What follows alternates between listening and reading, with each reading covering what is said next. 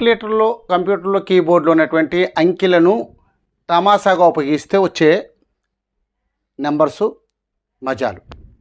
చూడండి, ఇది స్వస్తిక్ ఆర్డర్లో మనం కూడిక చేస్తే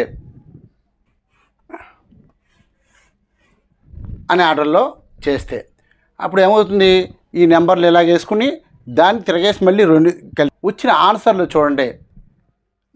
5 1s 0 అంటే 5 1s వచ్చి 0 వచ్చింది. అలాగే ఈ రెండు కలిపేస్తే 5 2s వచ్చి 0 వచ్చింది. అంటే దీన్ని 4 అప్లికేషన్ జరిగినాయి. 1 2 3 4 బై 4తో చేస్తే 5 5 5 5 5 అంటే 5 5s వచ్చింది. చూడండి ఎంత తమాషా అయిన నెంబర్ వచ్చిందో. మీరు కూడా ప్రయత్నించండి, ఆనందించండి.